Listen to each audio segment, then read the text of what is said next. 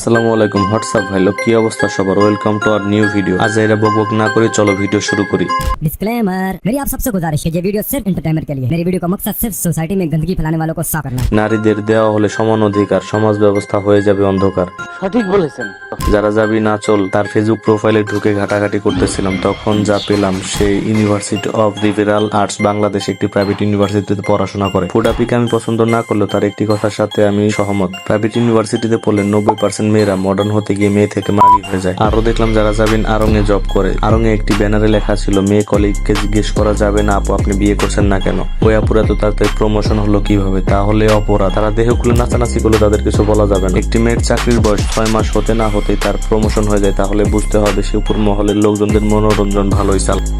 Recently যারা যাবেন আচল ওরফে মেয়ে থেকে ফেসবুক কলে পোস্ট করে। পোস্টটি ছিল এমন: হাত পা মুখের মতো মেয়েদের দেহের একটি অংশ, এটাকে ঢেকে রাখতে হবে কোন যুক্তিতে। তার এই পোস্টটি দেখে তার প্রোফাইল যখন ভিজিট করলাম, আরো অনেকগুলো পোস্ট করেছে। পোস্টের ধরন ছিল এমন: তারা বলে খোলামেলা সস্তা জিনিস, তারা মানকি টুপি পরে নিজের মুখ ঢেকে রাখেন নয়তো সস্তা হয়ে যাবে। তিনি আরো একটি পোস্ট করেছে, যদি তার দুইটা বিসি থাকতো একটির নাম দিত বঙ্গ আর একটির নাম দিত বন্ধু। বাইরের ছাত্রলীগ পোলাপান যাও দুধ ব্যবসায় পুকে আদর যত্ন করে আসে। যে মেয়েরা এই ধরনের কথাবার্তা বলে তাদের জন্ম আসলে রাস্তাঘাটে, কারণ এরা জন্ম পরিচয়হীন আর নোংরা মস্তিষ্কের মানুষ। যারা সমান অধিকার বলে চিল্লায় তাদেরকে একটা কথা বলতে চাই, খেজুর গাছে ছেলেরা উঠতে পারে, মেয়েরা কি পারবে? তাহলে সমান অধিকার কেন?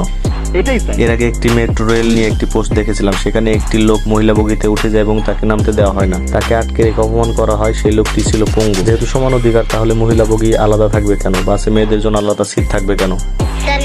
এখানে থার্ড ক্লাস মাইন্ডের মেয়েদেরকে রাস্তায় ফেলে জুতো দিয়ে পেটানো উচিত। যারা এই ধরনের নোংরা মস্তিষ্কের মেয়েরা আছে তারা এখনই ভালো হয়ে যাও, নয়তো রাস্তাঘাটে এমন বিপদে পড়বে একদিন, সেদিন আব্বা আব্বা বলেছিল কাজ হবে না।